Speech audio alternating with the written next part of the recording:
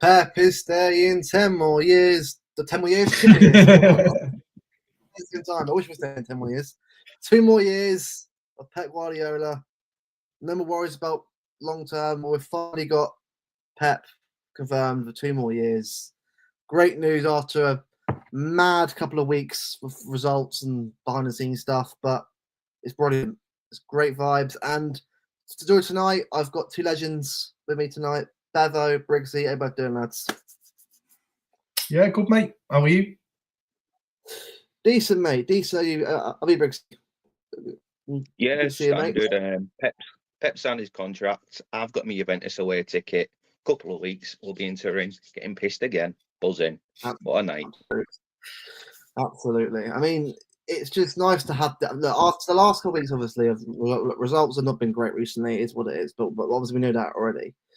But the fact that we've now got the confirmation now that we know how long he's staying here for, it's a relief because there's no worries now about that. Now it's been put to bed.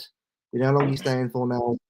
Now we focus on the season now, the remaining games to come. Obviously in the summer, next summer, other rebuild and how it begins. But both of you as well. We're both surprised that it was actually 2 years guaranteed, not 1+1. Because obviously the reports go on, but 2 years, like that's 11 years. I think that the 2-year deal is quite significant because it's not 1+1. Big up, Danny.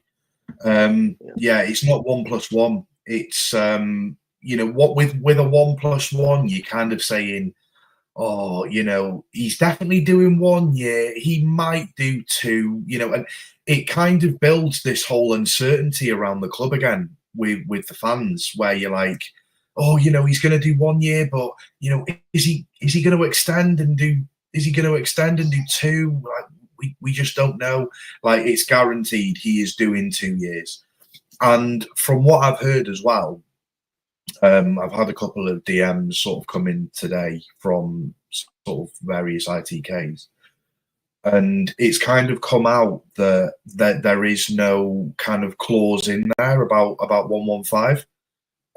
From what I've heard, Pep trusts the board and trusts the Sheikh and everyone kind of behind the scenes that they will get it sorted.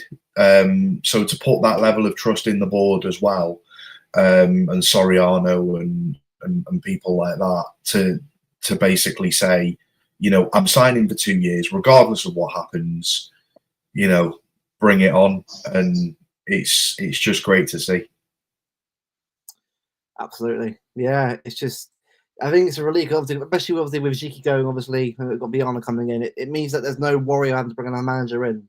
We've now got a tradition of power now, where it's going to be Pep for another 2 more years, obviously under a new regime of some transfers. I mean, Brigzy as well for you as well, obviously, because both of us have been sort of staying ourselves with Pep and that sort of. I think both of us kind of had a feeling it'll be staying longer, but the fact it's 2 years as well is good because it means that there's no worries now about what's coming next. Just obviously not yet anyway. I know something will have to move on from him at some point.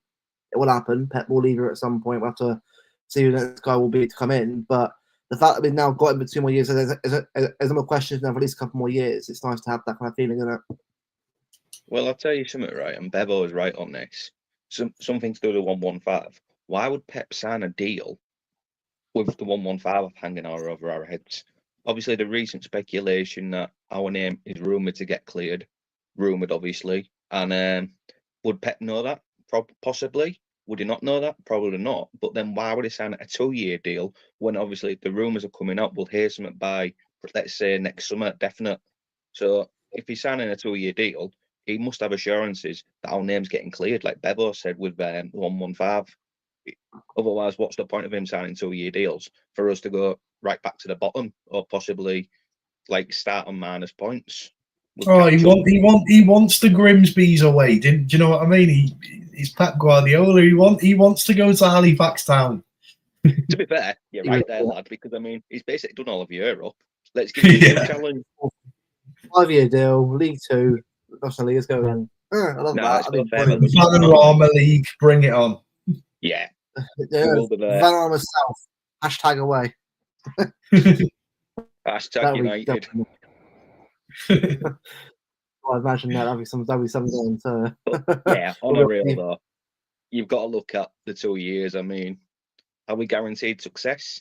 Possibly, possibly not. And I'm going to tell you a little story shortly in the stream about why I'm not asked about winning any more trophies. And I'm being serious there. If we win something, it's a bonus. If not, is what it is. Last few years, all the success we've had, trebles, Centurions, 4 in a row, is what it is. If we don't win now, cool. But Pep should be winning something realistically. That'd be weird if that happened. That'd be a weird, some sort of universe. If that's all Spencer Owen shaking his hand at a game. But anyway, yeah, more from that. But it's just, I mean, it's a relief. We finally got a bit of clarity now. There's no more worries. Now it's about getting the results on the pitch again. No more worries about the other thing, just to jump in as well, the other thing which I kind of rate is it's the clarity from not just like after this season going into next season, it's also from that season going into the season after, because with this whole 1+1, it's like, okay, we get to the end of this season, it's like, yeah, we've got him for another year, and it's like, we're going to be doing the same thing come this time next year. Come next November, we'll be going, oh, is he gonna stay after this season? We don't know, because it's an optional additional year. Like, this secures it. Like, this is set in stone now. We have got him for 2 years regardless. Like, we don't have to worry about this now for another couple of years. Like, it's not like year on year we're having the same worries.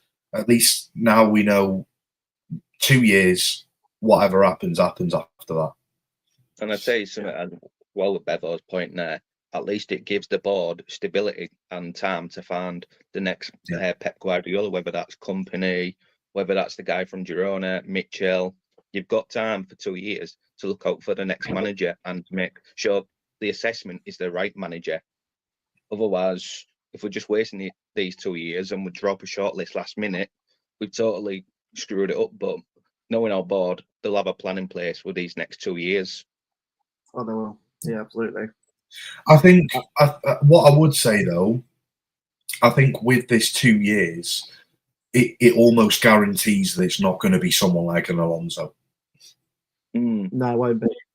It won't be. It'll go good now, I reckon. It's not going to be an Alonso, because I reckon within a year Alonso will be at Madrid. Right, doesn't it? Yeah. Yeah. So you almost say Alonso's been wiped from that shortlist now. You're going to be looking at people like maybe Nagelsmann, Company, people like that. But that's why I say absolutely. It's important for the board to take these 2 years as like a good clause, a good period to look out for the next manager, isn't it? Rather than just rushing around last second.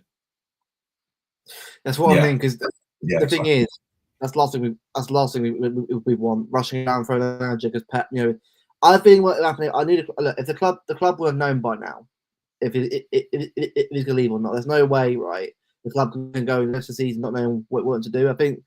I think the whole thing about him not sure what's going on. I think he must have known that for a while now, that he wanted to stay here. But I think it's just the media, obviously playing the media, trying not to sort of get it leaked out there. But I think the fact that we've just I think you are right. I think Alonso it ain't gonna happen. That's dead in the water now. I don't think that'll happen now, because I mean it would need to probably be like some sort of where he leave Madrid for us, and I just think I can't see it happen. I can't see him stay at Leverkusen for longer either. I think he'll want to leave now. Right?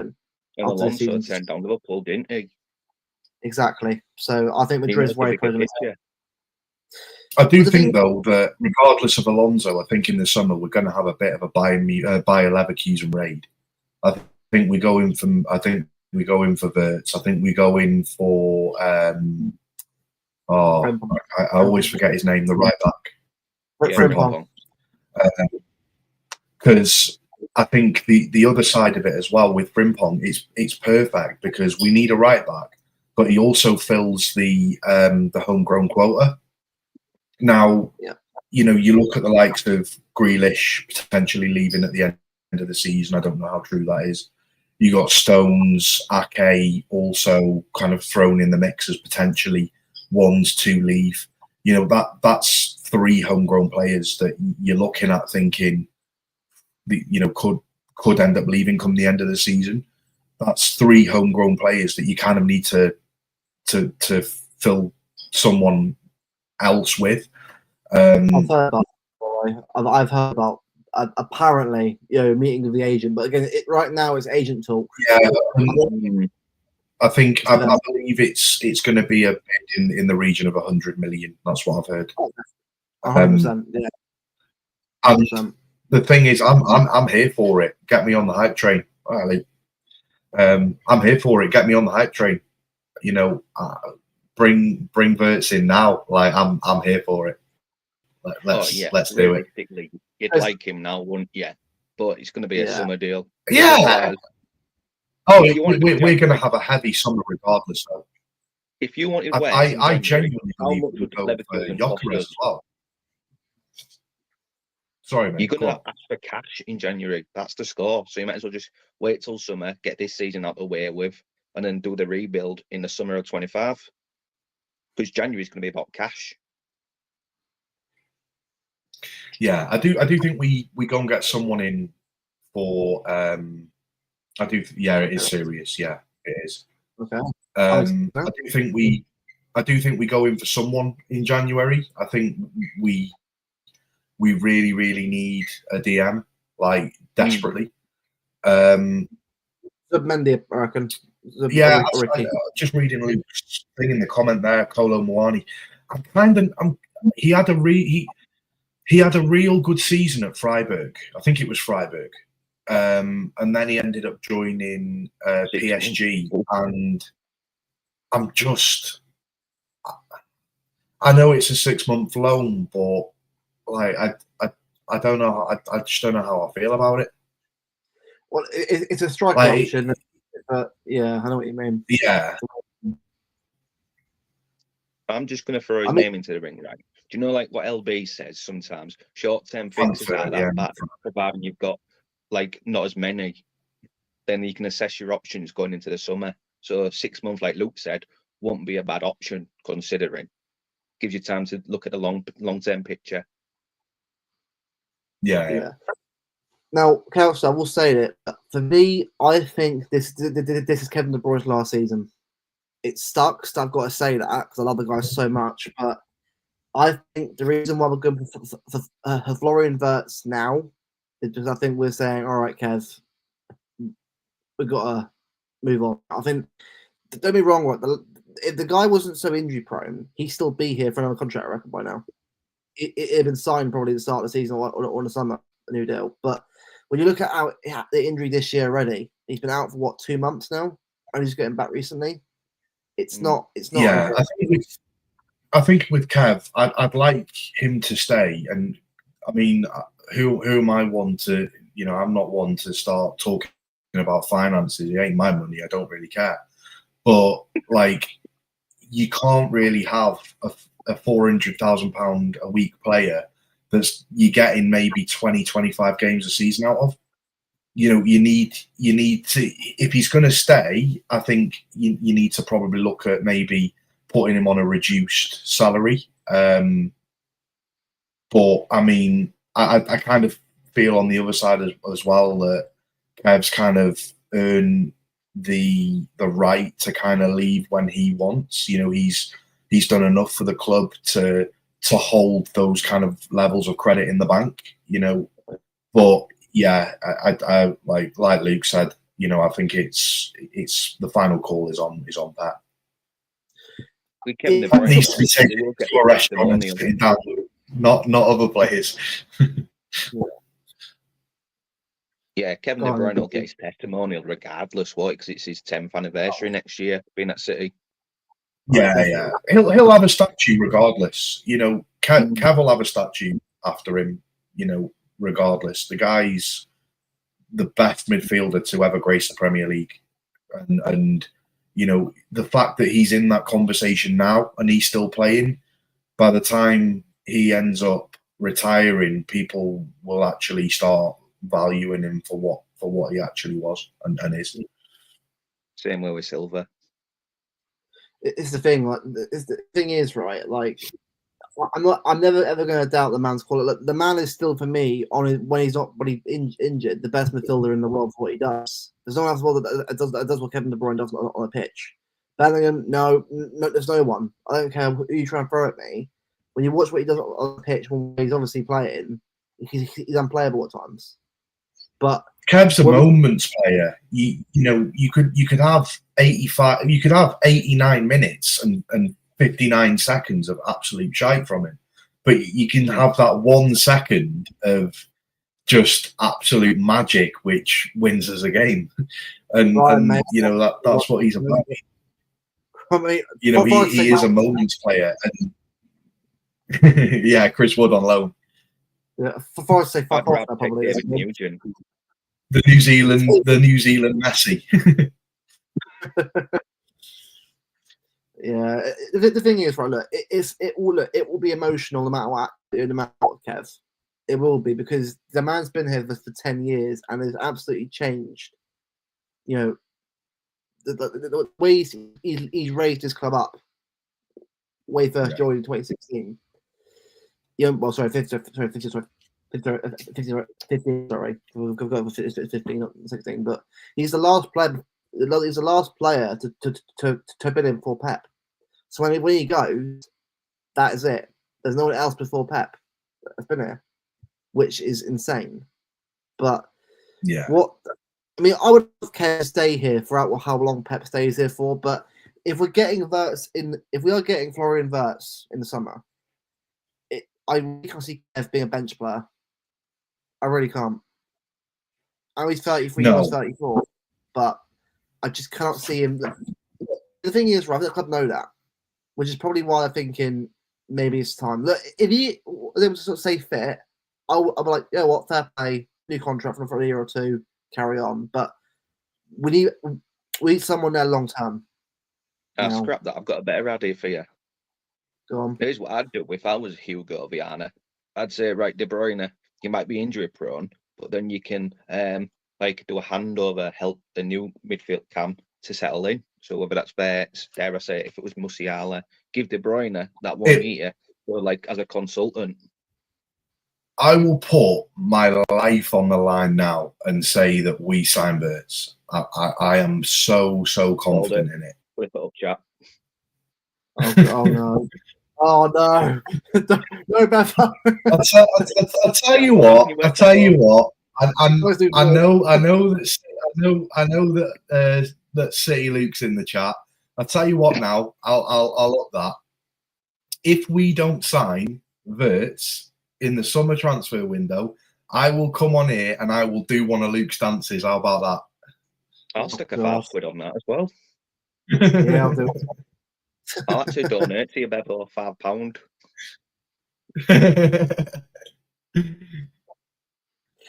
Thing is, yeah, Tom, I'll do one of Luke's dances. How about that? The thing is, Tom, if he was fully fit, right, and I'll be absolutely up for it.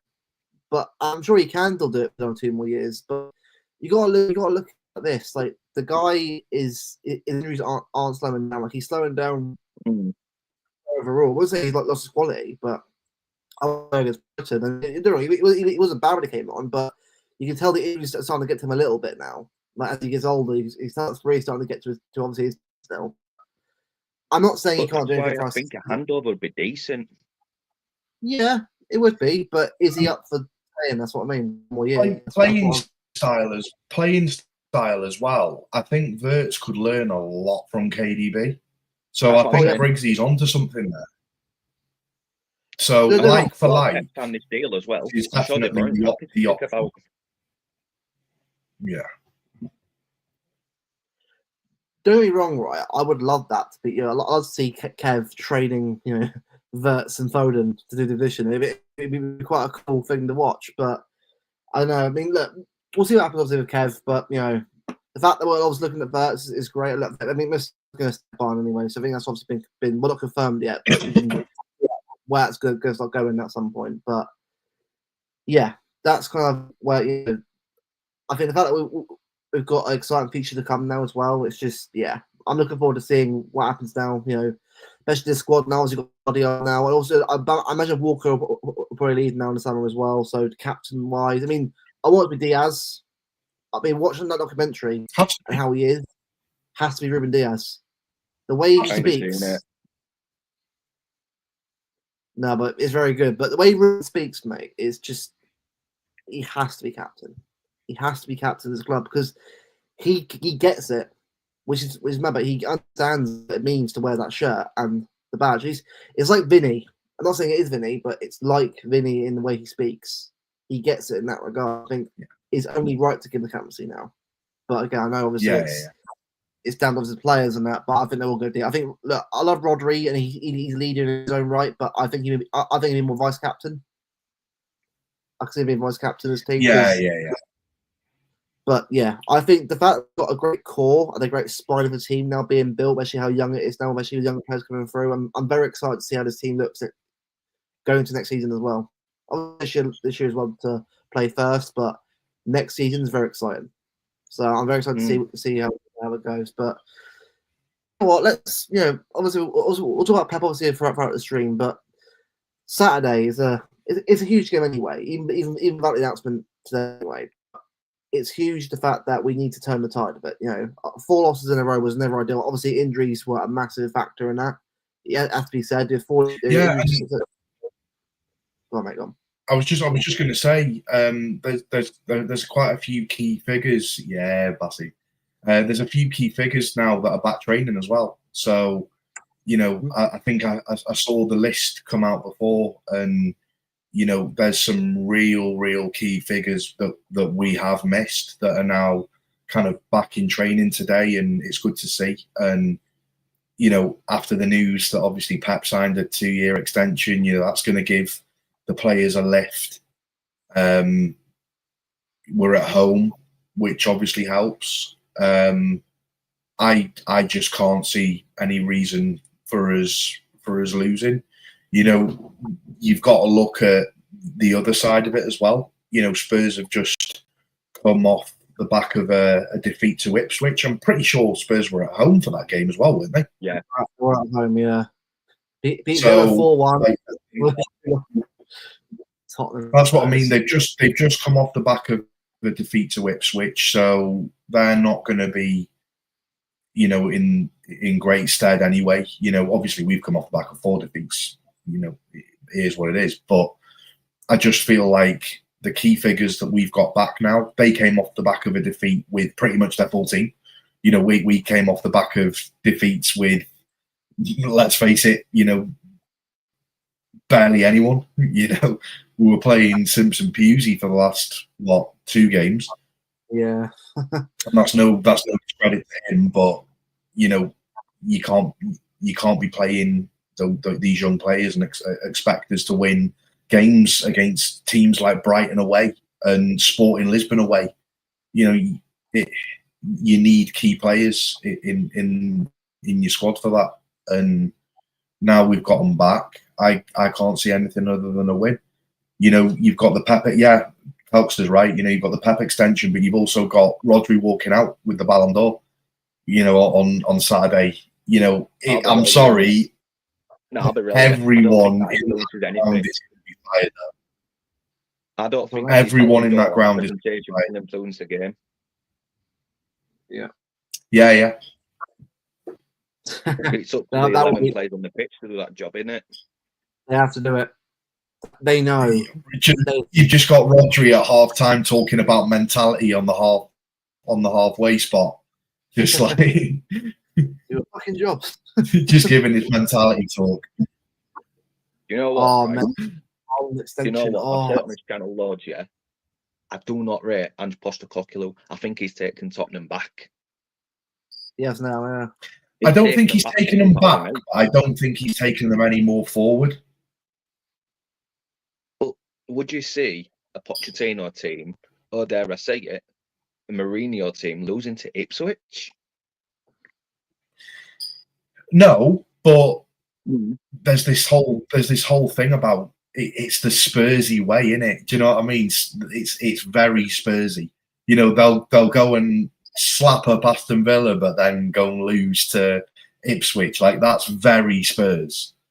Like, I mean, you talk about Spurs doing Spursy things. Like, what I would say though is they've actually removed the word Tottenham Hotspur from their badge. So will Spurs be doing Spursy things anymore? We don't know. Typical one time you get the Spurs us. Well, Bentancur is a bit of a weird one actually, because Bentancur, I believe, has been suspended or fined by the club for comments that he's made about one of his own teammates, Son. That was right, yeah. I see. 7 games, apparently. Well, yeah, they're trying to appeal it to get it down, learn that. But I think 7 games is perfectly enough games. So you've learned a lesson from that, me personally. I mean, I can't comment on it because I don't know what he said, but I know he said something about one of his own teammates, Son. So that's pretty poor form, really, to be honest. And to say they're in a crisis, Jesus. Tottenham are a weird team. A weird team. Tottenham, like, beat Villa 4-1, lost away in Turkey, then lost to bloody Ipswich at home. All right, mate. Really. I don't see like a Pochettino team losing against an Ipswich or someone newly promoted. It don't work out with me, that one. What was it? Yeah, that was what he said. I mean, seriously, you should come on, man. Jesus Christ. But then saying that right, what happened Saturday? And I'm going to paint the picture. Do we all know what's coming Saturday? Not really. No, it's Tottenham. Exactly. Tottenham at home. Exactly. It might be. Yeah, we need to win. Oh, mate, I'm going to give it with chest. I'm saying 4-0. I know what I'm giving chest. Bevo's saying. It's lose against Ipswich and then probably get a decent draw against us, and we're like, fuck's sake, and they're buzzing. I'm going out with chest today. I swear to God, I'm putting everything on the line today. Tell you what, this is not Flip it, do whatever you want. I'm going out with chest. I'll go down all guns blazing. It right now. Flip it, so I can save it Saturday. Say, right, well, we're on 4-0. It's 3-0. Right, no, if it's 4-0, I'll give you 10 quid.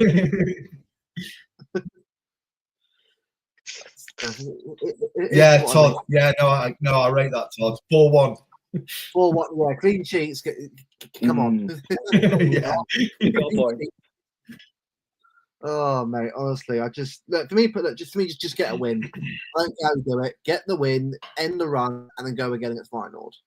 Now, I'll tell you something on the real. This international break has surely done everyone the world of good, because the players have gone on international duty on the 4 losses, so they've had the chance to get away from Man City for 2 weeks. The boys that haven't gone to camps, they've just had to put the Reds into training for 2 weeks, get match fit again, get off their injuries. So now is the time to reset. Pep signed a new deal tonight. You know what? We need to go fucking bounce back against Tottenham. We fucking win this. 4-0 against 4 different teams, but this is the time to go forward. We haven't actually had that many players go off on international duty. I know Guardiola and Kovacic both went. I know Rico Lewis went.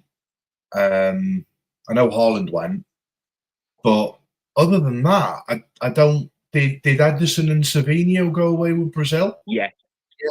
Martin confirmed confirmed that in his space the other night. He was playing while Martin was doing his last space. Because I know Akanji pulled out. Yeah. I know Grealish and Foden pulled out. Walker was the only England man to play, wasn't he? Rico played as well. I'm Rico. Oh, did he? Rico played as well, yeah. Well, I didn't watch the second game. But if you look at it really,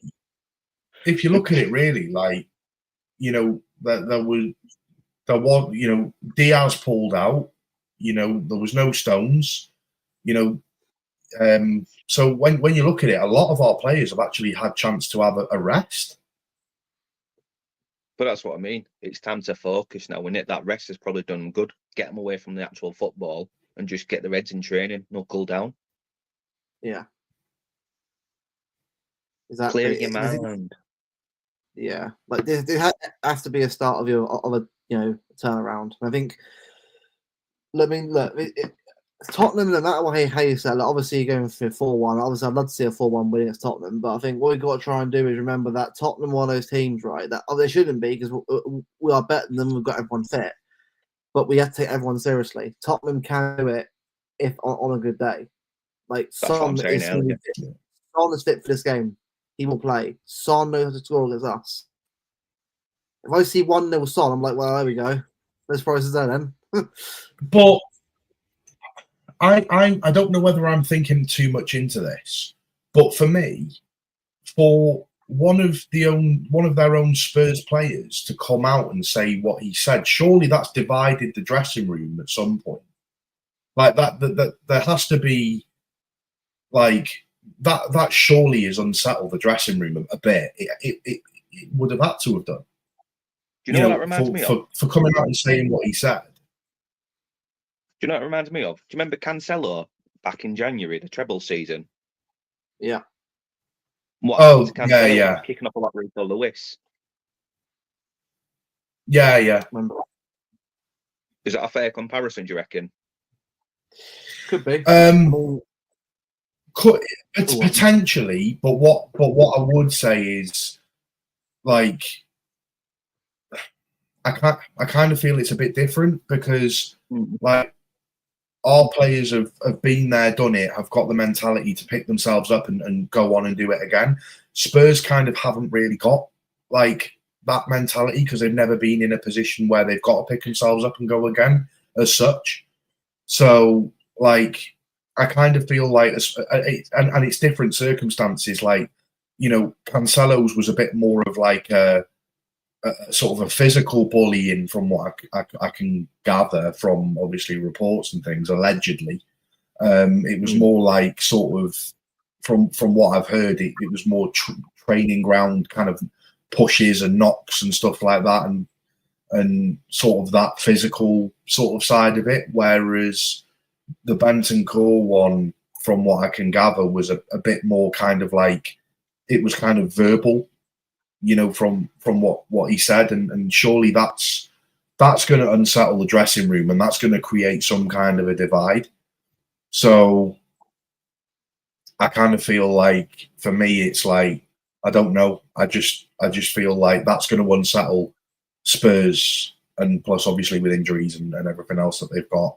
I just think that that's our time to pounce and to kind of go and get, you know, a good win against them.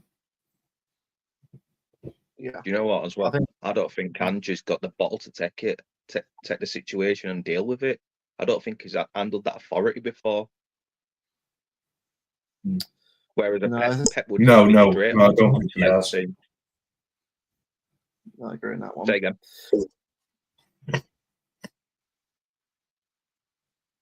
Oh, me. We wouldn't just carry on. No, you are right. I think for me, Van's right. I think last season, right, it got was Europa League last year, and they should have done a lot more in the summer and kicked on and a better start to the year this year. But this year they have been terrible. I know they beat us in the Carabao, but if you actually watched them this season, very, very hit and miss. Beat Villa 4-1, beat Ipswich 2-1. They don't get this Tottenham. They don't seem that consistently gets wins. They either win a couple of games really well, then lose a game out of nowhere, like Brighton. Remember like Brighton away, were up 2-0, they threw it away, lost 3-2 second half. Tottenham are one of those teams that they haven't got the mentality.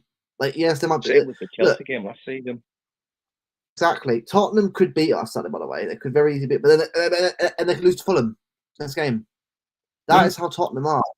Tottenham are one of those teams that they need to work on the mentality more than actually on the quality on the pitch. Once our peers sorted, then they'll be a lot more better on the pitch and also a lot better at getting results consistently. But when they've got that mentality rather than the club, then Tottenham will always be Spursy. All right. That's Here's a question for you then. Here's a question for everyone and you two on the stream with us. Where do you think Tottenham will finish in this season? Oh, where do I think they'll finish? Yeah, go on. Put your 8th. predictions in chat as well. 7th. I don't know why. I'm going to say 10th. Ooh. I think Chelsea get top 4. Chelsea get top 4. They will. I think United under Amorim, they'll get 6th. They'll get Europa League, but don't get any more than that. I mean, you say, fortunately, they've got long enough to kind of jump up, but I mean, they're what, like 13th at the moment, mate. They've got a long way to jump up.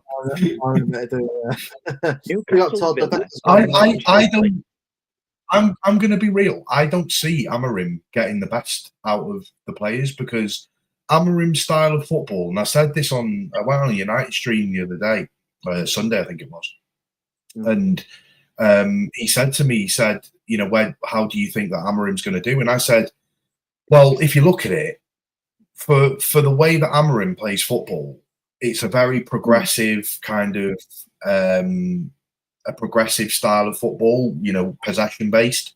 But I kind of feel like United, the players they've got at United, they can't do that going forward. Like those group of players that they've got haven't got it in the locker to do the system that Amorim wants.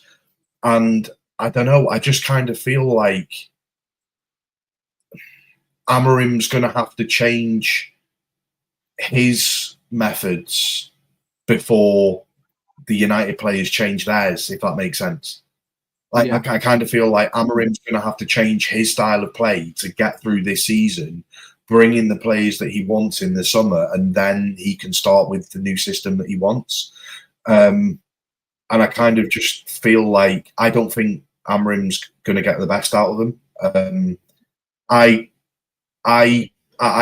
would probably say with United that United they will finish outside of Europa spots, maybe 9th, 10th. Yeah. To be fair, yeah, I'll give it that one. Let's be real, yeah. Let's be real. They've got Xerxes, 1 goal in the Premier League. Hoyland. Yeah, they've got Hoyland. Like, you've got Bruno Fernandes that just basically moans every minute of the game. You've got an aging Casemiro. You've got the Dutch Maguire in there, De Ligt. Like, the team, you haven't got the players there to get the best out of them.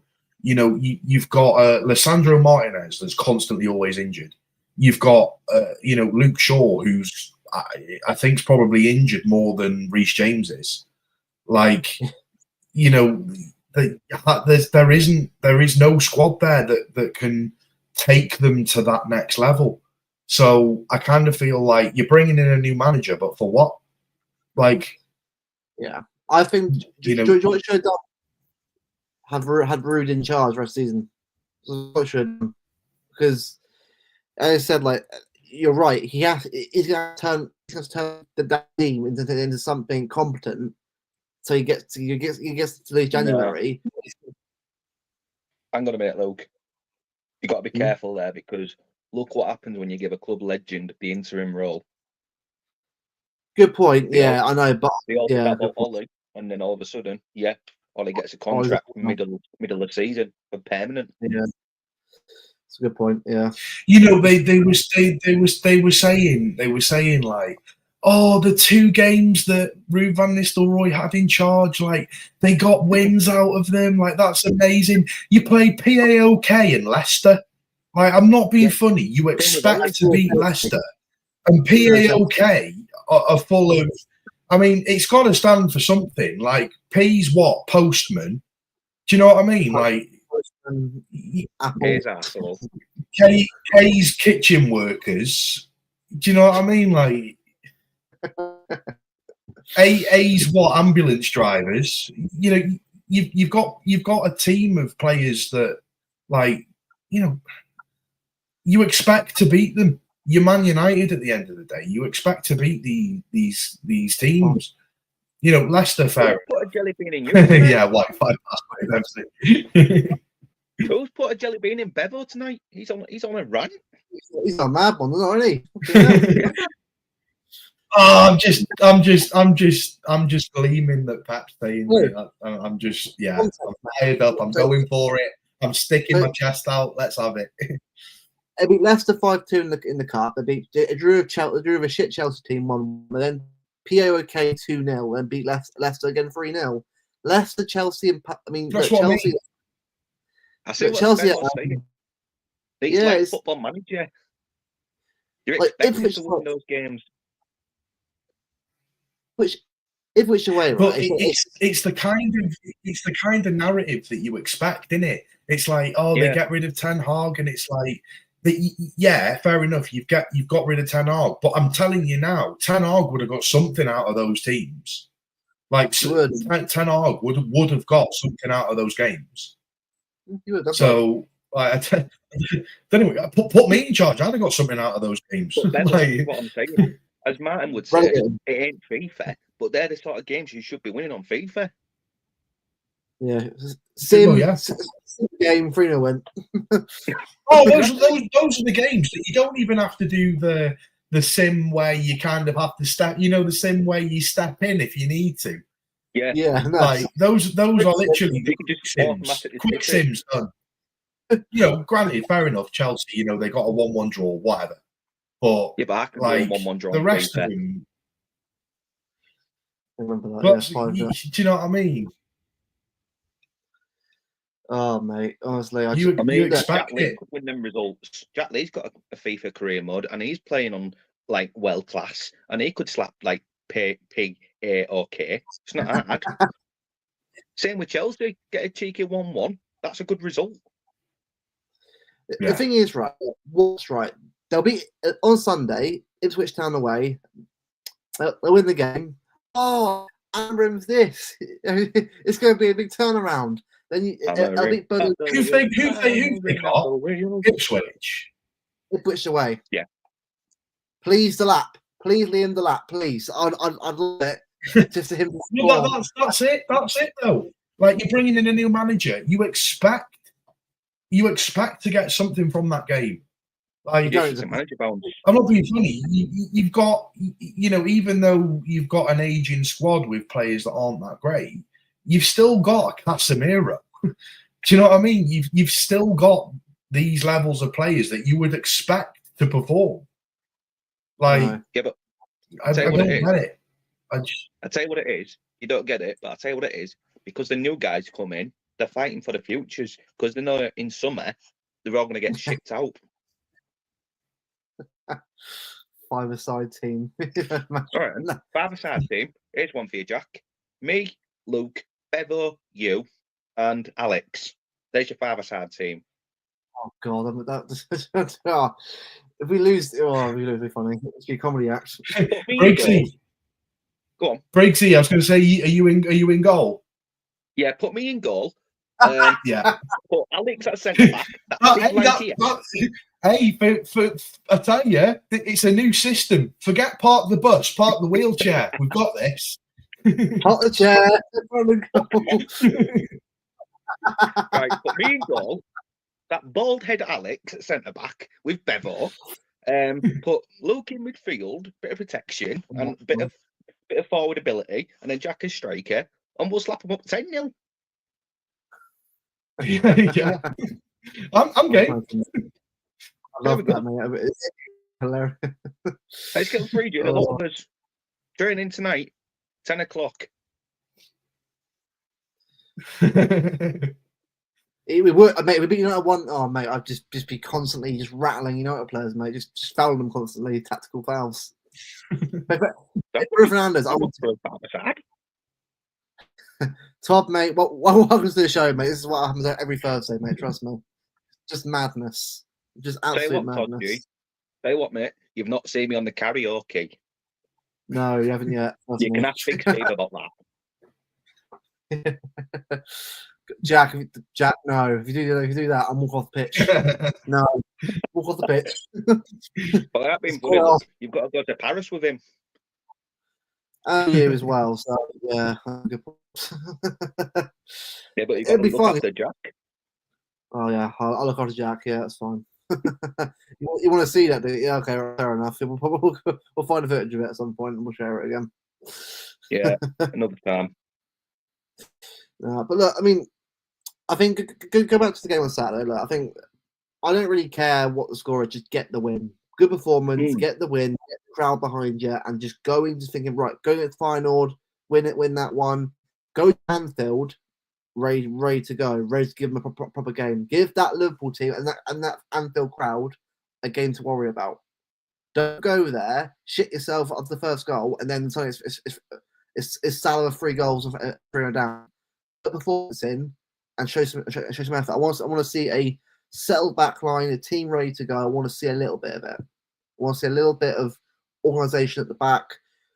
Look, I get it. I'm going to go at obviously the players who played in the defence recently, but we've got Akanji back. We've got is Ake back there? Or is he injured still? I think Ake's back. I think he's back training. Yeah. Okay, well, Ake's back. He was on Akanji's his back. way back at the end of before the international break started. Should we do a little lineup? Yep. Looks good to me, mate. Good do, yeah. Yep. Yeah. Do you want me to share or? Yep, you share it, mate. I'll put it on the screen. Right, Todd. I think it'll be on YouTube eventually. Eventually, it'll be on YouTube. Just be a bit of a wait. I'll give about 2 or 3 weeks. It'll be on YouTube. Oh yeah, 100%. Like on Netflix. So just go on Netflix, obviously for treble one, but for the 4 in a row, it'll be on YouTube eventually. It's just City Plus promotion. Exactly, Jack. Exactly. It has to be a performance simple. That's not stupid. Just get the job done. That's all I want to see on Saturday. Nah, I'm going to flip that the other way, right? I want to see performance against Tottenham because next week when we go to Anfield, again, we all know the score at Anfield. Never win there. As long as you can get in the ground, get out with a result, whether it's just a draw, win Saturday, draw at Anfield, happy days. Yeah. Put it on its head. Yeah, exactly. I agree on that one. I think because imagine if we beat Liverpool at Anfield with a controversial penalty in VAR. Oh, I'd love it. Inject it. Oh, mate, inject it in at the Anfield or our end, mate. Last minute, Haaland penalty, rattle the Liverpool fans. And Twitter, it would be like, it would be brilliant. But it ain't gonna happen. That was Liverpool. Whose fault is it? There we go. Carson in goal. Yeah, Carson in goal. Nah, sod it. Me in goal. Brigzy. I'll look for free. Fuck it. Oh, hang on.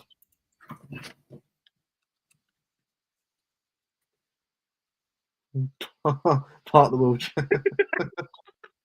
Jack, if that happens, Jack, it will be. Mate, put David Cooter.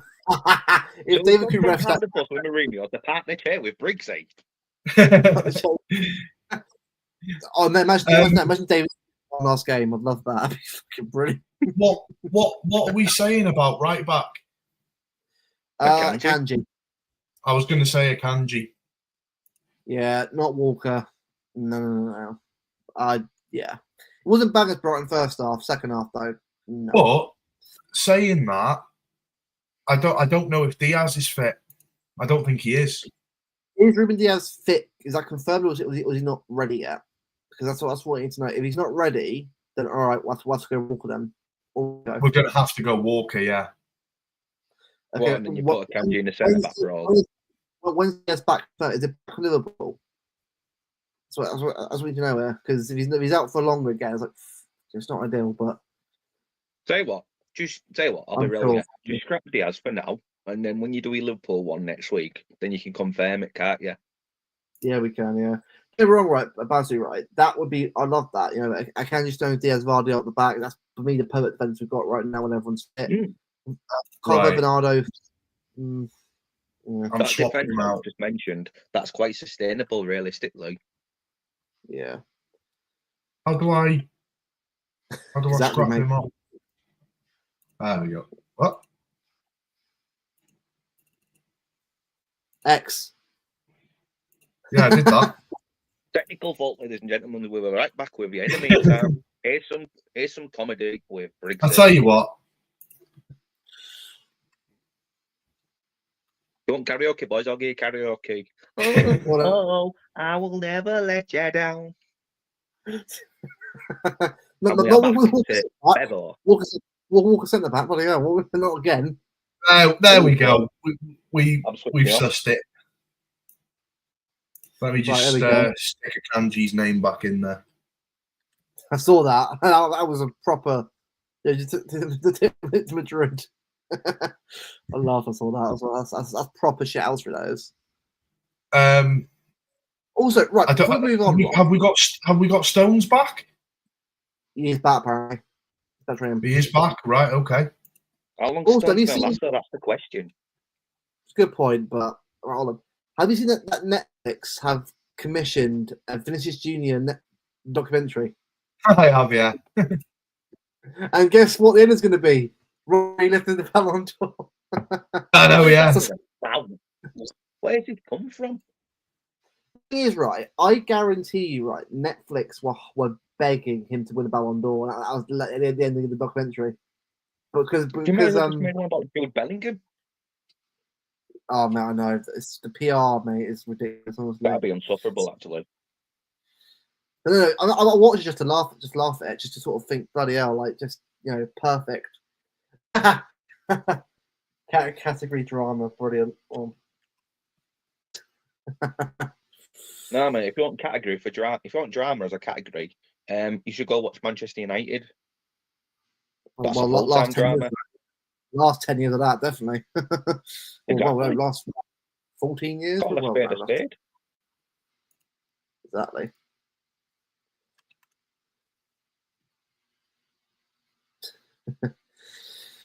Right, that's the thing. Will Jack start on Saturday? That's the question. I'm just putting him in, and I'll explain my reasons why. And if you want to change him, that's absolutely fine. Well, they're doing wrong. I want him to start, but it's more the fact is, will we see him start? That's the question I've got. So that would be the team that I go for. Yeah. Okay. Yeah. Because then what I would have is on attack, you're going to see something more like that. Yep. When we're attacking. And then you go to a 3, yeah. But for me, the one thing which pre-international break, the one thing for me which I kind of felt like we lacked was if we went a goal down, we then went and conceded again pretty much straight after. And what we lacked was control.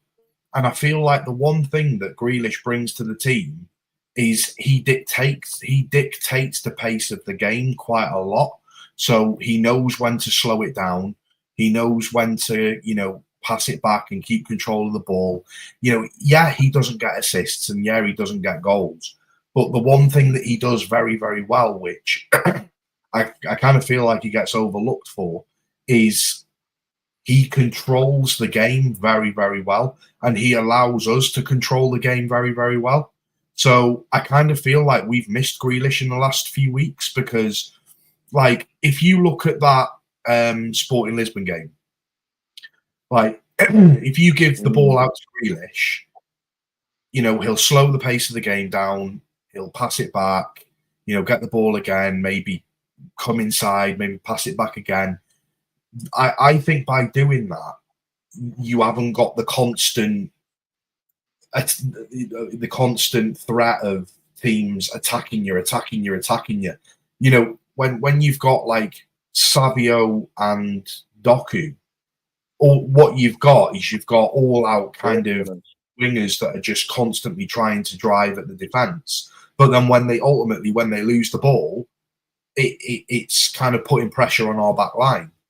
Whereas I kind of feel like with Grealish, he doesn't do that, but that works to our benefit because you've got a player that kind of dictates the pace of the game a little bit better. And especially when we're missing Rodri that much, who does dictate the pace of the game, and he is that engine in midfield. I kind of feel like you need someone like a Grealish to at least compensate for that. Does that make sense? No, I I'm agree. with you, right? Because the Honestly, Lisbon one, for example, that was right. I was there, obviously, and both of the goals was right in front of me, and it was just full on like I said, the word manipulation. If you had a Grealish there, like you mentioned, you get the ball to him, and we wouldn't have been in that little rut, would we? Where we're just shit in the bed. Yeah. I mean, like, every time, right? If you watch the games back, right, we always sort of start to fall apart after an hour mark. Like against Brighton, right? All of a sudden, the levels drop, and Brighton's energy went up, and you knew where it was going after that. What we got to do is playing for a 90-minute run, just an hour. It needs to be a whole game consistent level of performance. I think. I think to me, it's what Kev said it perfectly. It needs to be a 90-minute, an hour or one half, and then the second half part. It needs to be a whole game planning. That's what we need to do. So hopefully against Tottenham, a bit of control of Jack. Obviously Kev come back as well. A bit of control at midfield will be great. Hopefully we'll start sort of seeing that back in the team again. A bit more. I don't know. Obviously people would say, "Where's Nunez?" But I think for me, he's been great. But for a game like this, I want to see a Jack on that What left-hand you've side. got to remember is, and I've probably mentioned it to you before, Luke, is like that manipulation. There's no actual leader there for like the mentality to say, right, we've conceded one goal, let's not fucking do it again. Like, do you remember like Company, for example, same with Diaz? If you concede one, you don't let your heads drop.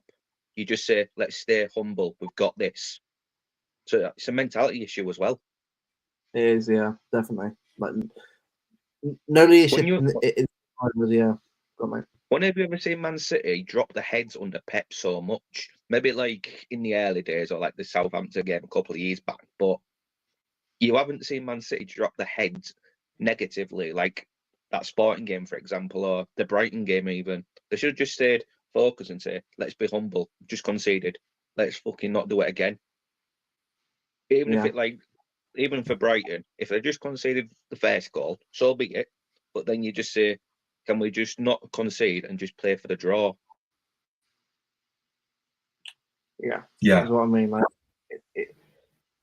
just a bit of control, consistency throughout it. I mean, I want to see a little bit of that again because I think I tell you right now, right, having someone like Diaz back in this team, immediately you'll see a difference because immediately you'll see a bit of leadership, a little bit of control, and also someone barking orders to the rest of the team to stay in shape, stay in position. I think a win as well. Do not realize how big a win on Saturday would be for up here. Because already the players get win, they break the run, no more negativity, and you'll see the entire squad think, right, it's fine, next game. Because bear in mind now, there's no break now until March. I want to be in a position where by March we're doing well in the Champions League, FA Cup we're doing well, and the league we're doing well. I want to see us back. I want to see a position. I don't want to see us, dropping any more points we have, against obviously like the lots of Brighton and Bournemouth. If we can get obviously everyone back fit, that'd be great. Obviously, I know obviously Bob Robbie obviously a little different, but obviously Bob's come back in the new year. But honestly, I think it'd be so good to sort of see players like can back a bit more security experience. Because don't get me wrong, right? Big up to Assistant Pusey, by the way. I thought he did a decent job considering the fact that he was thrown at the deep end. I know we lost the games, but I don't really blame him for that. And then the fact that it's an experienced team and we were sort of left short change, but obviously the amount of injuries we've had. But now that players that come back, obviously I was injury now, got a little bit more fitness in the team now. I feel confident, especially after the Pep new contract as well. I feel confident going into Saturday. We see a much more confident and also composed team. Won't let things get to them. Won't sort of like collapse when the goal goes in. Just get focused back in the team again. The trophies are they're decided now, but it's how we perform now that counts. That's why I want to come on to something for you both. I want to take you both on a little story here, and the chat as well. Would you boys be happy if we didn't win a trophy this season, considering the amount of success we've had? Would I be happy if we didn't? Well, would it affect you, like, if we No, didn't I win? wouldn't be bothered. Yeah, No. right. I just want to talk to you all for a bit, because about 10 years ago, yeah, I joined the rugby team when I was about to do my sports coaching at college and then uni, and all I could think about was, like, before then I joined the team, was about winning trophies. Do you know, having the success, let it get to you. But when I joined this rugby team, I was literally thinking, right, I need to learn stuff here. I need to learn about mentality, need to learn about leadership, all sorts. And back in 2014, one of my amateur teams, we lost the final in the last 2 seconds. I'm not joking, last 2 seconds of the final. But then the coach said, we go again, we come back stronger next year. And I said to everyone, while the heads were in the shit, I said, do you know what? Congrats, boys, we've got to a final. Everybody was writing us off, our local rivals, everyone. And then what we did in 2015 was we won a treble. Only lost one game because everyone was staying focused. We didn't let the trophies get to us. We didn't let any, like, success get to us. We use all the negativity to boost us and get going, basically. And then I was proud of that, which made me think, performance first, trophies are a bonus. If we didn't win the treble for my amateur team in rugby, so be it. It was just about improving our game, not letting anything affect us. Criticism, mentality dropping, heads dropping, whatever. And then I use that to think trophies are important. It's about the performance. It's about everyone being accountable, everyone playing for each other. And then when this team finished, because obviously amateur age, it stops. I joined another rugby team a couple of years later, totally different journey. I said to everyone when I was coaching, I was part of the B team, I was coaching, I said, has anyone won trophies in this changing room for my first team talk? And everyone said, yeah. So I said, rather than thinking we're going to win this league, let's think we need to perform first to build on, like, a platform of success. And it went to shit because everyone was getting cocky about their egos, basically. But then the couple of years after that, I joined back the same team, but it was a different squad then. And I didn't want to go into that team thinking, I want to win something. I wanted to do a job. Ultimately, we won a trophy. But the thing that came to me was, I was just proud to be a part of a team. Trophies are a bonus, performance first, and that's what builds you up. Yeah, and just nice story that, Briggsy. Let me just clarify before the chat start having a meltdown, right? I do I think that we're going to win a trophy this season? Yeah, I'm going to come out with chest and say, to be honest with you, I think we're going to win 5 in a row. I do. You know, you've got the you've got the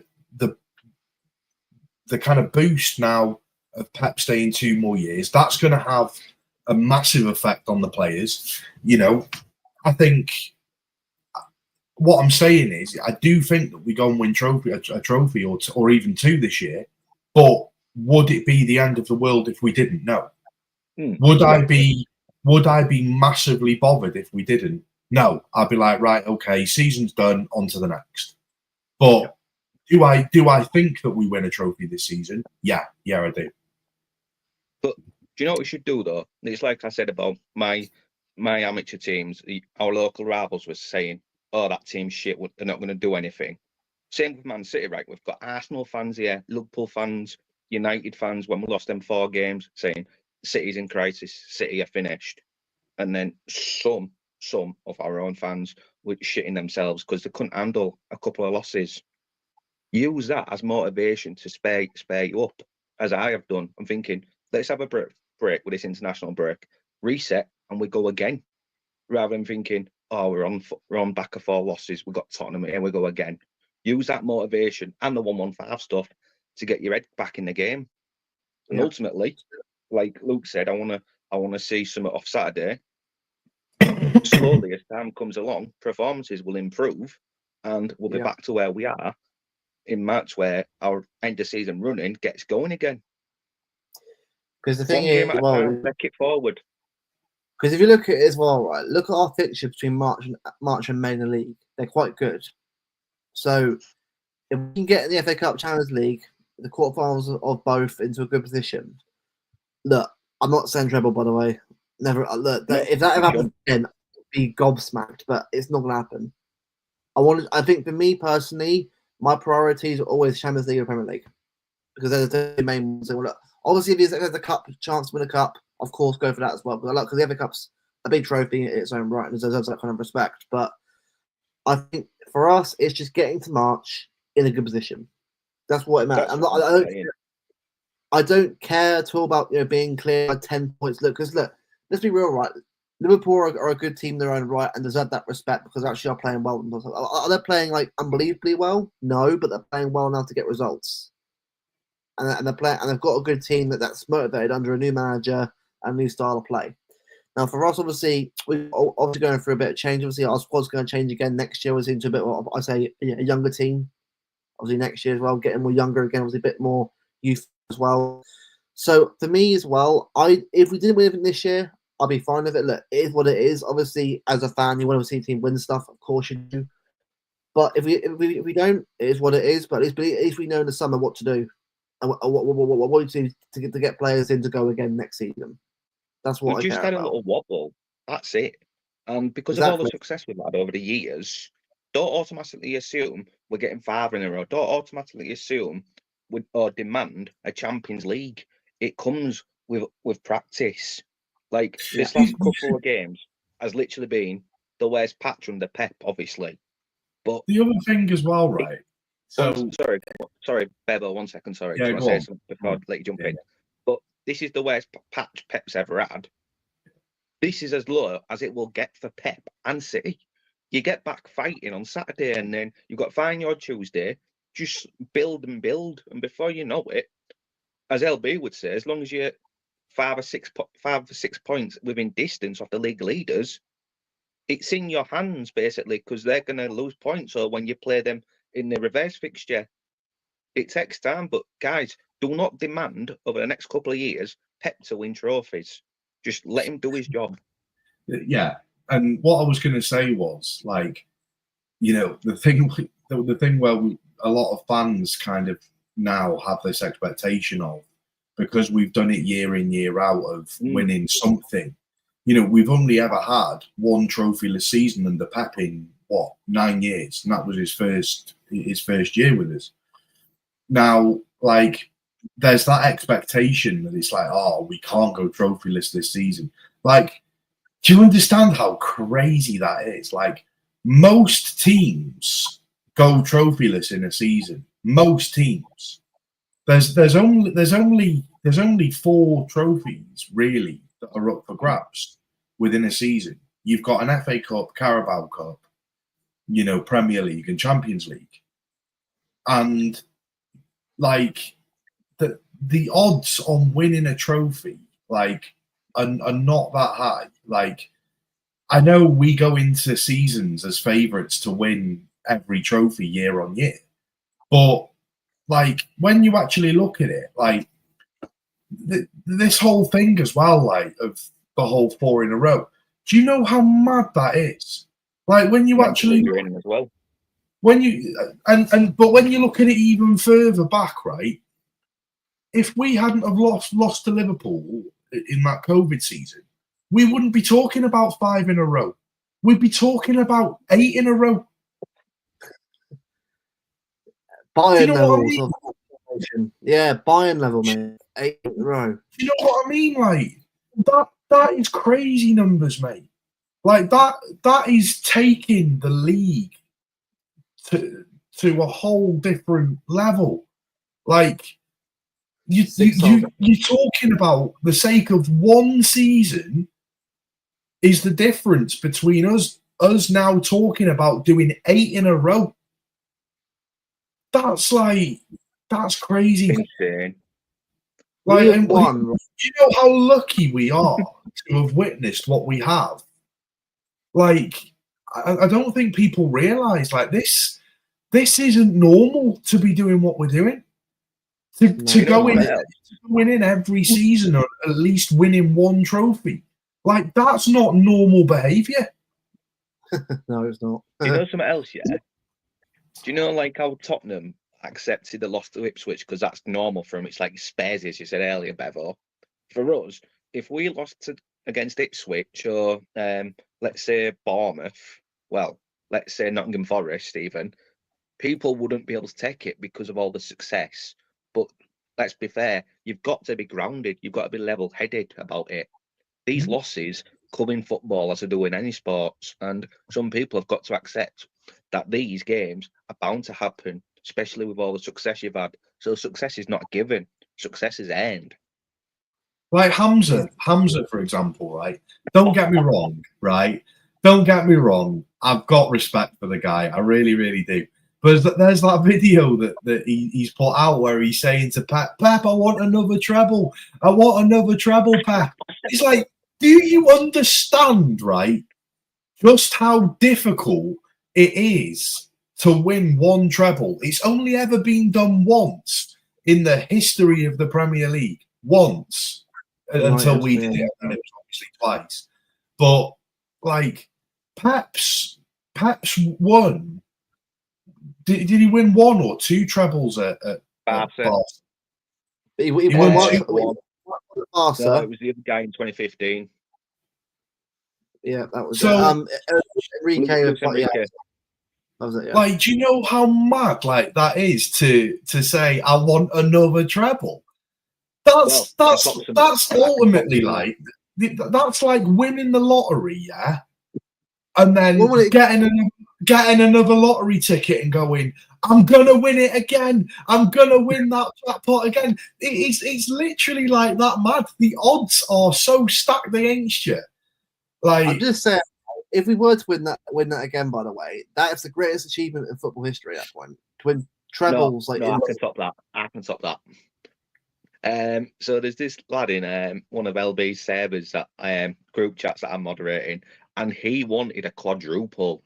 You can ask Jack, and me and Jack said, "Do you know how hard that is? It's virtually impossible to do the quad." Carling, I mean, you say that, right? But we were only Southampton away from doing it. Yeah, but think of all the fatigue. Think about how mentally fatigued as well. And then look with injuries. Yeah. You can't do these things. Well, I'm sorry. Look at it. We were close, I think, 3 times to win the quad. So what was it? 18-19, Tottenham in Champions League. It wasn't for that, bollocks Llorente handball. I think we beat Tottenham, we beat Ajax, and Liverpool in the final. You never know what happens to get Liverpool in the final. Then that's 3 different games, I'm afraid. I know, but you know what I mean. In 21, Chelsea, if Pep wasn't getting done by Tuchel 3 times. Everyone last year was saying that we were shit last year. We were only 4 games off doing back-to-back trebles. I know. That's scary when you said that. Well, it is, isn't it? Treble. Imagine that. Imagine a treble and a double back-to-back. That would have been insane. I wasn't even thinking of back-to-back treble at the start of season. I was thinking one trophy. Well, when you think about it, right, we lost to Real Madrid in the quarters. So if we'd have won that game, right, you've got 2 games in the semi-final, then you've got the final of the Champions League and the final of the FA Cup. We were 4 games away from doing back-to-back trebles. Do you remember the Bernabeu game, the 3-3? Yeah. And when you look at it, right, if we'd have beat Real Madrid, we'd have won the Champions League last season. Because look, buying with Kane would have been hard, but could we know how to do Kane anyway? I think we won. That's how I would look at it. Well, we'd have beat Bayern easy with Harry Kane. He hasn't won a trophy. Oh, I know. Not wondering that we can't win a bloody Euro Cup, Euro final. Yeah, mate. The thing is, right, when you look at that, you think, bloody hell, if it wasn't for like certain games, we could have won like 2 trebles, even a quad, if it wasn't for that doesn't mean it's not a bad thing. That's in itself an achievement. That we're actually in a conversation to have that kind of level of success. Yeah. It's kind of like that would have put you down as the greatest club in history. Yeah, facts. More better Barcelona. Real Madrid have never won a treble. Never won it. in their history, never won a treble. Yeah, But Barca won it twice, but yeah. in reality, you've got to be level-headed. Like start of season, you couldn't have been thinking, let's go and win another treble. These are bloody hard to do, as Bevo said. Only once in 25 years till we did the achievement. Well, 24. You cannot expect treble after treble after treble. Doesn't wear like that. One trophy is just should be appreciated. One trophy should be celebrated. But it is what it is if you don't win out. Yeah. That cup final, right? Look, let's be honest here, right? We should have been up for that anyway. And the fact that we played that game how we did, it doesn't really ruin the season for me. But we should have done a lot better. But look, the result is the result. It's a final if it can happen. But the way we played that game wasn't good enough. That's the way. I'm That's looking what forward to seeing that in the documentary. So, because the thing is, right, if we had lost that game, right, if we played really well and got unlucky, it is what it is. No one would have left there thinking, all right, it's football. But when we played that badly, badly in the final, it is a sour taste in your mouth. That's what left for me, because at least I expect, I don't won the league, but games, get that done, then you celebrate. That's what I look at it anyway. It's kind of like, it's, I know it doesn't matter now anyway, but it's kind of how I look at it. Just go into it and just always do the best you can. But it is what it is. But I know it's the Manchester derby, and obviously people's frustrations because you want to be winning the derby, especially with a derby final. But just think, we're in these finals. That should be good enough. Especially, I know I'm going to do a Martin and Steve here. We've come a long way since Main Road. We've come a long way since '99. But just think, before that day that we had the FA Cup final, right? I didn't even think about the cup at the end of it. To me, that cup's irrelevant. To me, it's about beating United in that derby, because that's from following City, right? From right the way through, football, like through my life. It's never been about trophies when it comes against City and United. It's about the bragging rights, of the derby. And for me, like when that FA Cup final, when I watched that game, it wasn't like I completely forgot that there was a trophy on the line for it. Like I was just like, let's just beat them. Like I just want to beat them, and that's all it is for me. And a plot twist on that. Yeah. Sorry, a plot twist on that is because we beat them 12 months ago, didn't we? In the same cup. Yeah. Imagine if we had won. Imagine if we had come back the game and won 3-2 in normal time. Do you know how mad that would have been? By the way, like, for me, Alex, anyway, it'd been like probably in a bundle, probably at the bottom of our body area. But the fact is, like that, it is a one-off game as well. It's a game, it's football, but I mean, the least I always expect is to give you all. That's all I ever asked for in derbies. Like, just give you all. A result is happens. You can't check. You can't decide that obviously anyway. But you can at least put the effort in and see what happens out of it. But I think for me personally, it was my first final that I saw live. I was a men's team anyway, so it was a shame to sort of see us lose to them a lot. But in a way, though, I saw us beat them in the Community Shield, so it kind of worked in the end. To see Sancho miss penalty and Evans miss penalty, so it was worth it in the end. But yeah, I think for me this season, I just want to see us just. I haven't really got any expectation really this year. I haven't really got like I want that. I want to see how we do. I want to see where we go. See because this team could win for it. I'm not saying it's going to happen, by the way, but it could do. That's how mad it is right now. That's how mad football is. There's still 3 weeks to go. Well, actually 4 more to go. Including obviously in June, July as well, the Club World Cup. So there's plenty more time this year. So that's why I think don't start French towards out the pram. If it's November, got a long season to go. Let's get boys and see what happens. Because again, we've got a long season ahead of us. Like, bear in mind, right? By the time it finishes in July, the Club World Cup, it's about a few weeks to go until it starts up again. So bear in mind the break this year. it's non-stop now. It's non-stop. So That's I'm the going to say physical it's hit up as well. That Club World exactly, Cup. That's the physical exactly. headache. Yeah, mate, exactly Isn't there that. some kind of ruling as well where we've got to play certain players? Yeah. FIFA Yeah. FIFA said to all teams, you've got to bring your best squads. No exceptions. Fucking bollocks, that, honestly. Final game of the season, everyone gets injured. Oh The no! turnaround time's like 2 Oh, weeks, isn't it? For pre-season. yeah, exactly. It's fucking crazy. That mate, do you know what? Jack's here said it perfectly. It's not about the trophy; it's about win the next game. Next game is always mentality. Don't care about any other games. I care about Anfield. I care about Tottenham on Saturday. Get Tottenham Saturday 1, then go again next game. Anyone think about any other game?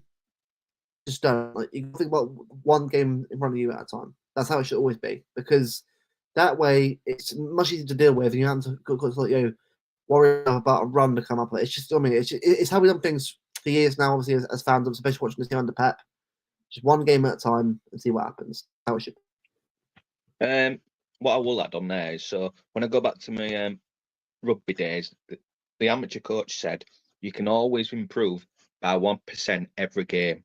So these little things you don't do right, you change them, get it right in training, and the next fixture you have, you improve on it 1% every time. That's what he said. And another thing that one of his rules was, whether you're injured, whatever the injury is, or any excuse won't be tolerated unless you was physically dead or lying in hospital. I'm sure Pep's the same. He will have no players missing training whatsoever. Oh no, exactly. That's why I want to see how it is with Jack. Like, I hope that what's gone on with him is the Pep. I hope hopefully it's it's been sorted out now. Because the thing is, like, we need him.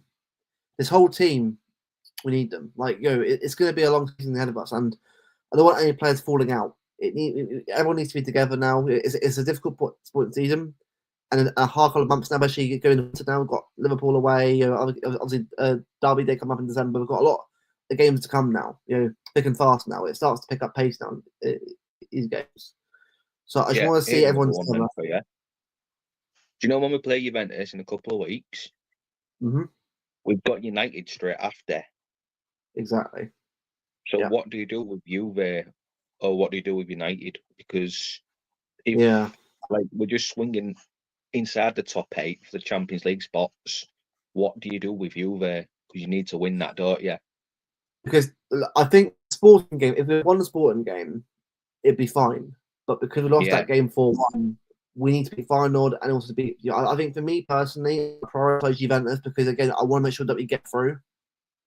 Yeah. And look, the fact that we've got Sunday, so we've got time to bring players off, to rest them before Sunday, and bear in mind as well, you have to play on Thursday, so it's not too bad. I think it'll be all right. But again, me, it's a hard one because obviously it's 2 big games in the same week. Well, look at Liverpool. Madrid at home and then City at home. They're 2 games coming up after Southampton away on Liverpool Sunday. in a more comfortable spot in Champions League. That's the only thing for them. That's a good point, yeah. Because we just have to win that game, where Liverpool don't have to win a game at all. We're just inside that top 8. Yeah. And then you've got Paris for the next Champions League game. So it's a bit of a Champions League becomes important because you're just inside. Yeah, that's what I think. That's why it's a shame that we end up losing that game. Because if we won that game like 1-0 or if it would been ideal, but at least we'd have got the 3 points. That's one thing about that game. I'm just frustrated. Like, not necessarily the 4-1 loss, but the fact that we sort of, when we're winning 1-0, I had the chances to sort of go up one by more and then throw it away at the end. That's kind of like, that's why I look at it with that one. And home is back now on a more consistent lineup. We'll still be able to sort of get that sorted now. I think, look,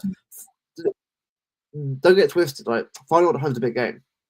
It's not an easy game, by the way, Feyenoord. It'll be a hard one, especially at home. Every game's hard at this point. It's winnable, but you don't want to think that it's easy. That's never how it goes.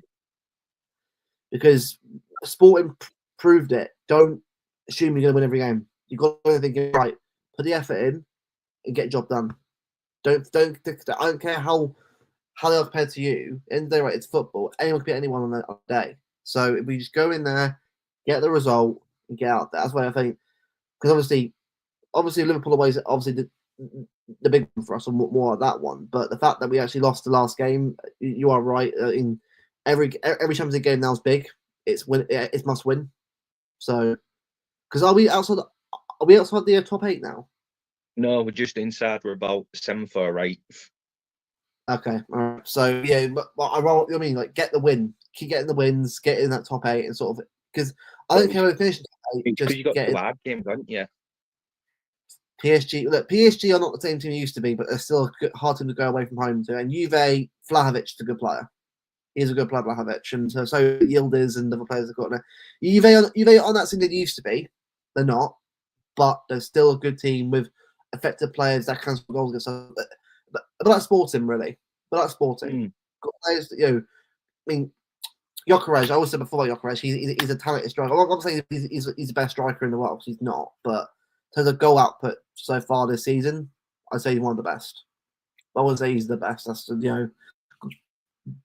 got to prove yet before I start calling him the best striker in the world. But yeah, I think you're right. I think every game. I mean, the next 3 games are huge. They're massive games. Like you have to take every one of them seriously. Like, I think the fact that there's no Carabao games now is great, because there's no like having to play another League Cup game.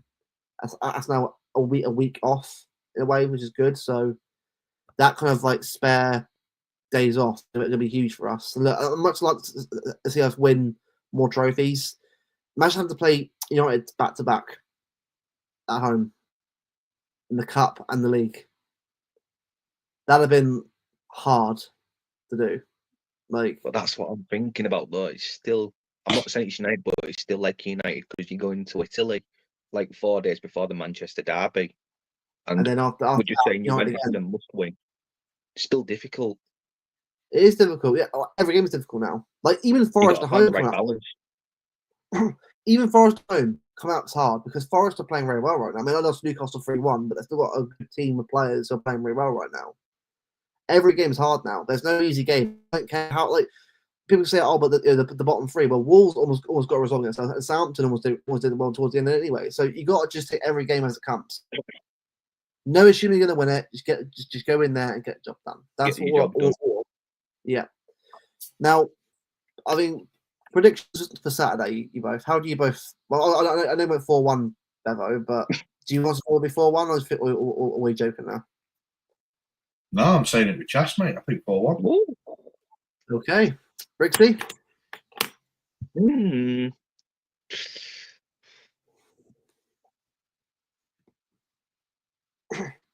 3-3. I thought you were saying 3-3 then. I was like, wow, okay. That was last season. I'm not again. That gets me off. Simon Hooper whistle. Oh, mate, I was 3-1. Sort of. Yeah. As long as you've not got certain referees that are trying to order a packet at half time, we're all right. David Coop. I want David. He did take some right stuff. Liverpool City. Imagine that. He's just sorry. I didn't see the obvious up in the penalty against Liverpool when we win the game 1-0. I'd love that. Oh mate, that David Coop thing was wild. I just couldn't believe that happened, man. But yeah, that's happens sometimes. Gyökeres, honestly, right? I really can't see Gyökeres going to City for Haaland there. I can. Huh? I can. What, 2 up top? Well, I've heard, right? Now, hear me out here now, right? Go on. So, the amount of games that we play in a season, he's going to get at least 30 games a season regardless.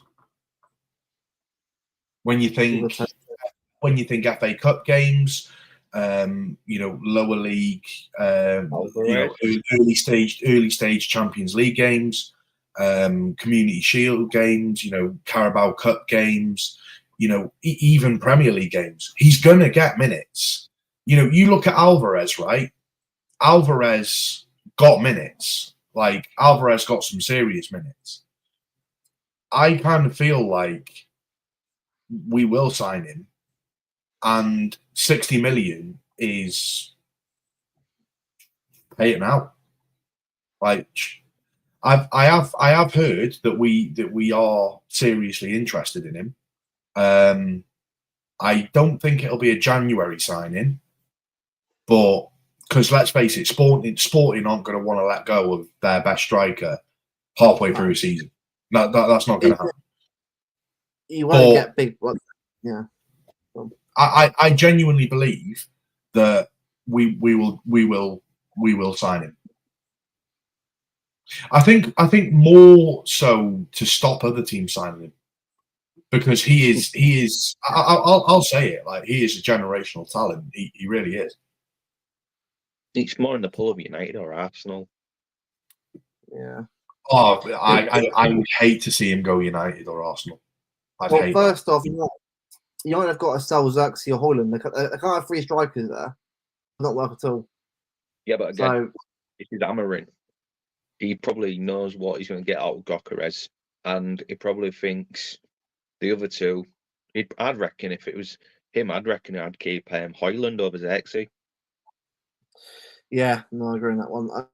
Look, for me personally, right? Look, if we get Gyökeres in, I'll be buzzing. Of course, would be, but it's kind of like I need to see it to believe it. That one, I need to see it to believe it. That's going to happen. There is genuine interest from the club, though. And I know there is, but I just feel like I need to see it to believe it. Like, that's one of the ones I got to sort of see it myself before I think. Okay, like if I see it, here we go, then all right, fair enough. Well, I actually hold on. Fabrizio saying here we go, and that being confirmed, not always just to like Vardio, here we go. Then well, hold on, not here we go just yet. Cool things. Then after here we go again. It's not always guaranteed with them with him anymore, is it, Romano? So. Like, I think for me, I'm just going to get through this season, see where the season takes us, and then about April onwards, I'd probably be thinking about the transfer stories, because obviously it's just all going to be wild stories popping off till end of season. And if we want to do 5 in a row, we've got a job to do. Everyone from Pep down to the players, down to the fans, even the board. Yeah, absolutely. It's gonna be a lot. I will say though, this transition of Hugo Viana, take it to Hugo Viana is exciting. And then when Pep does decide to call it quits, whoever comes in, it's going to be an exciting manager transition. Lots to look forward to. And they're going to have a mega team to work with as well. Let's face it, because you're gonna have a Savinho that's, got older and more experienced. You're going to have a Guardiola that's got older with more experience. You're going to be going into the years of prime Phil Foden at this point. A monster Haaland. You're going to be going into the years of a prime Haaland. Rodriguez, yeah, mate. Oh, that team's insane. And then, the transfers as well that we bring in the summer. If we bring in a Wirtz, you're going to have an experienced Wirtz from the Premier League. Then you're going to have, if Gyökeres does sign, you're going to have an experienced Premier League player in Gyökeres. And bearing in mind, like, the thing with all of these players that we have signed over the years, like, these aren't players that just have Premier League experience. These players have won stuff. Like Phil Foden, 6 Premier League titles or 7 Premier League. Is it 6 or 7? 7. 6 now. 6, isn't it? Is it 6? Yeah, 6. Yeah, you've got Phil Foden, 6 Premier League titles. You've got Kevin De Bruyne, what? God knows how many Premier League titles. 6 again. 7? 6. Same as No, it's not, because he was there under Pellegrini as well. So Leicester season, and then Pep's first season. 13-14 was Pellegrini's season. He joined 2 years after that one. Yeah, De Bruyne joined 15-16, which was Leicester season. But even if you look at the younger players, even if you look at the younger players, you've got Haaland that's already won 2 Premier League titles. Rico Lewis, by the way. You've got Guardiola won a Premier League title. You've got Akanji. You've got all of these young. Rico Lewis. Rico Lewis, 2 Premier League titles, a Champions League and an FA Cup. Oscar Bob, Premier League title. Yeah. These aren't players that just have experience. These are players that have experience in winning stuff. So, like, you bring in a Wirtz, you bring in a Gyökeres, You know, you bring in these players. Ultimately, they are going to win stuff. Let's keep it real. We will win stuff with these players. So they're going to have experience in winning stuff as well. So, like, you're effectively breeding born winners. You've got a point there because if you look down the road at United, what have the players won at United? Nothing. Sweet It's all right FA. saying League Cups and a Europa League. Sweet FA Cup. Yeah. Or FA Cup. Well, we do. But they haven't got a Champions League. They haven't got the Premier Leagues to back it up. So Bevo's onto something. We've got a winning mentality squad, whereas United, they've got a Bruno Fernandes. Win your pants mentality. Exactly. So it's what I mean. Like, I think I'm not worried at all about the future of the club. I think for me, it's like now that I can enjoy the season now. Not worrying about the stuff. Just think, right, get the season on, and go for it, see what happens, see what we win, and after that, go into June, July, and get like Verts in, get a fresh new players in the team, make it a lot more of a bit more dynamic. See what happens. So honestly, I'm really excited to see what Pep does now. Now that he knows that he's staying, I want to see what he does now. What's the next step? Because Pep, right? What happened here now? It'll be a change up again. It'll be a change of system again. Because I think it's going to be. Because I think last year worked well, but I think you'll start seeing a little bit of a shift now. I reckon something else, especially if the plans on that season. Bevo was right what he said earlier. If you're a match-going fan like I am, and you know what you're getting from the match experience, you know that Saturday is going to be a proper vibe. Dare I say it? I know I was against it earlier, but the Rodri presentation, that's one thing. But then, the feel-good factor of Pep staying, that will give everyone in the stadium a right boost to go. The Etihad is going to be absolutely bouncing, mate. You've got Rodri walking out with his Ballon d'Or off crutches. Do you know how much that's going to lift the fans in itself? Then you've got Pep walking out after signing a 2-year extension. That ground is going to be like Real Madrid 2 seasons ago. And dare I say it, it's going to be. It's going to be insane. If you've got that early goal, Holland hat trick, please. Big game. That's why I'm genuinely going out with chest and saying 4-1. Because I honestly believe that the crowd in itself is going to be the 12th man, and the 13th man. Because you talk to teams like Real Madrid and teams like that, they always say one of the hardest places to go is the Etihad. Now, bearing in mind, you're Tottenham, that have already got a bit of crap going on in the dressing room as it is. You've just come off the back of a loss to Ipswich. City are going in there riled up with their fans absolutely buzzing because their absolute god of a manager's just signed a new 2-year deal. You've got one of the best players to ever play for City in Rodri walking out with a Ballon d'Or. Like, if that's not enough to get everyone going, like, I'm telling you now, like it's gonna be one game. I'm telling you, it is. I'll stick by it. 4-1. Do you know the only problem? I'm going to say that there's one downside to all this. I'd have loved to have the Tottenham game on the Super Sunday and Ipswich United at 2:00, and then imagine if Ipswich beat United. Even better. The lap loss. Oh, he's the concourse. Liam Delap last minute winner against United. That'd be hilarious. And then we're all in Townley getting pissed seeing that result, and then going into the ground thinking Ipswich have won. Yeah. And batter Tottenham 4-1, 5-1. Look, I think the buzzing Saturday, bring it on. Let's see what happens. Just get the win, get the 3 points. At a time, though. Yeah. I understand in the chat what Jack's saying about we need to create an atmosphere now. I don't think we need to. I think the atmosphere will come naturally. And you tend to find that when it's not a forced atmosphere, where you've got like the fans that are trying to create something, like that's when you tend to find that it's a bit. But when you're going into a game and then the atmosphere is just natural and it's just there from minute one, that's where the players on the pitch will really, really feel it. Yeah, absolutely. And yeah, bring on Saturday, and bring on next week. I'll just say a quick thing now as well. 1894 group. If anyone from the 1894 group's listening right now, get one of your mad banners going. Get one of those big banners going. Speaking of 1894, they shared something before the stream started. Oh, £10 to season ticket holders. Yeah.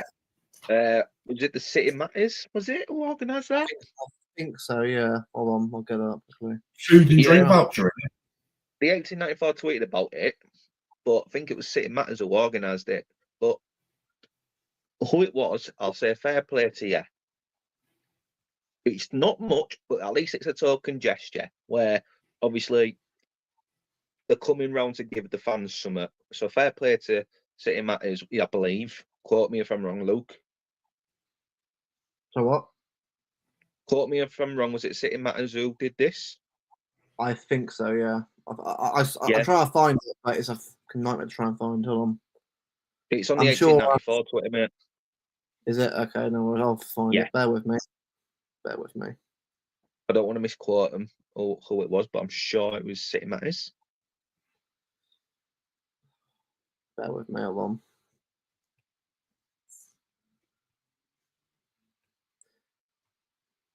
What's that shop all about?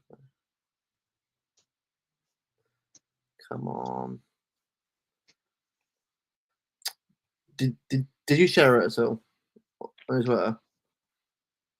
No, I just seen it because obviously before we was going live. Okay, no worries. It's on there somewhere, but Twitter's being weird. Whoever it was, but I'm 99% sure of it. Yeah, they did. Yeah. I remember. It's a token gesture that they've organised. Oh, I think it's Man City support. That's it. Man City support. That's it. I remember the tweet. Actually, hold on. Right. Yeah, but again, big up to them. Yep, there it is. Yeah, hold on. Honestly, that's really good. For the club to do that. I just think, look, do that more. Do that more. Look, we get how the club is and how successful it is now, and how important it is to keep the club successful. But don't forget the fan base. Don't forget the fans that have been there from the very start. Yes, new fans are going to come. Of course, they're going to come in because how successful we're being. But make sure you don't forget those loyal fans who have been there from the very start. Your big Steves. Exactly. Look, they're wrong. Right? I've got many years ahead of me before I get to that point. But the ones that have been there from the very start, like the 80s, 90s, even 70s, some of them are around now. They're the ones that you need to keep remembering. So honestly, I've not been there from the 70s because I wasn't born, but I've been there from the 90s. So all right, lying 70s, lying. Honestly, just to end on another note, has anyone seen the City video that they did to reveal the Pep 2-year extension? Have you seen? Have you done it with the sound up? No, I think do it with the sound up, right? Because you've got all these Sky Sports reporters and Talk Sport reporters and all this saying Pep Guardiola is going to leave at the end of the season, blah, blah, blah, blah, blah. And then they just go silent and Pep just says, I am not leaving from this seat. And it's like, which one's this? Is it the sneak preview or is it the actual announcement? It's the full. They released it about 5 minutes. But have a quick watch of it now. I don't think we can bring it up because I'm pretty sure City will probably copyright it. Copyright striked. Come on, City. Come on, let us off. Let us off. Do you reckon you could probably get away with it?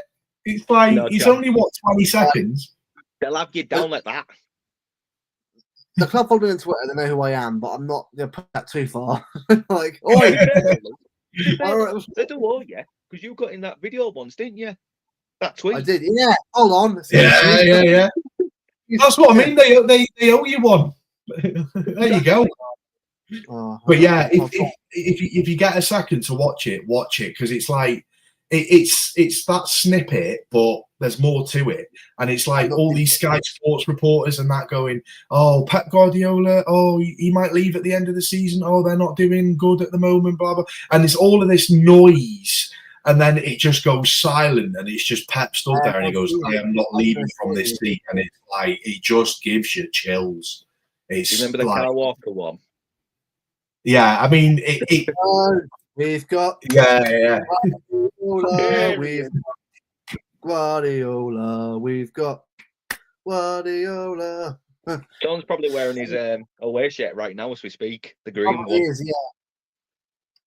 Do you want to turn probably at all knowing you, but have fun, mate. Have fun. You've earned it, mate. You've earned it. I'll be looking on your Twitter tonight, mate. Don't worry. Oh, Naughty, naughty. we'll be there. We'll be there. We'll be there. We'll be there. No, honestly, look. Let's just enjoy something like what it is. Pepper signed a 2-year deal. There's confidence around the club now. Obviously, Haaland new deal, Rodri new deal, probably coming soon. Diaz, Foden, Bynes being. But do you know what, Edison? Do it now. Get that deal signed for Edison. Give him the wage bump. Give him what he wants. Get that deal done, and let's get this team. You know, we can all celebrate with a fruit shoot. absolutely, we can. I'll get him in now. Absolutely, you are Salma, mate. Full of Salma. Come on. Absolutely, Tone. Big up to you, mate. Obviously on Tuesday. Podcast back Tuesday. Week after week. Tuesday. Tone will be there. It should be a good one, that one. But yeah, positive Thursday. Nice to feel good going into a game. So it's gonna be quite busy, but I'm positive. I feel good. I'm really excited to see what's to come now. Sunday. What's what? I said roll on negative Sunday. Oh yeah, lose Tottenham. That's it. Season's over. on the plus side, we're playing Feyenoord on my birthday, so lose the Feyenoord, mate. Never lose it. Birthday special. Oh mate, do you know what? Right, I've heard that as well. But Josko new deal as well. That'd be good to see him get away from him as well. I think he deserves it. So how good he's been the last few months. It's been absolutely unbelievable. But again, bring it on. Bring on Saturday. Bring on the rest of the season. Pep is staying as a 2027. Could be 11 years of Pep Guardiola at City. 11. Yeah, who would have thought in 2016 we've got Pep Guardiola as manager? Oh, it'd be like 2 year, 3 years max now leave. People were saying 11 years later. Padu. Sorry, it's not my birthday. It's Bevo's. Bevo's, mate. Yeah, no, it's Bevo's birthday. But no. cheers, Bassy. Yeah. And cheers, Jack, as well. Cheers, lads. Big up the chat. Big up Brigzy and Bevo for joining me tonight for a great stream. Enjoy the weekend, lads. Enjoy the rest of your night. Let's bring on Tottenham. Let's get the win. Let's bring on the rest of the season. To go, boys. Have a great evening.